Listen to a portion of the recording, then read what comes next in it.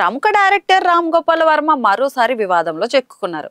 ఆయన రూపొందించిన దహనం వెబ్ సిరీస్ పై రిటైర్డ్ ఐపీఎస్ అధికారి అంజనా సింహ చేసిన ఫిర్యాదు అధికారికంగా రాయదుర్గం పోలీస్ స్టేషన్ లో కేసు నమోదు చేసినట్లు సమాచారం.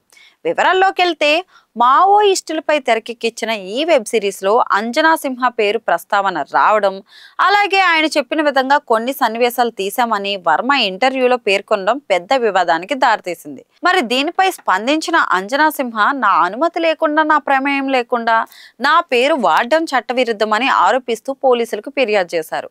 మరి ఈ ఫిర్యాదు ఆధారంగా పోలీసులు రామ్ గోపాల వర్మపై కేసు కూడా నమోదు చేసి విచారణ ప్రారంభించినట్లు తెలుస్తుంది. ఇప్పటికే వర్మ సినిమాలు, వెబ్ కంటెంట్ తరచూ వివాదాలు రేపుతున్న సిచ్యువేషన్ లో ఇలాంటి ఘటన మరోసారి ఆయన్ను చర్చలోకి అయితే తెచ్చింది.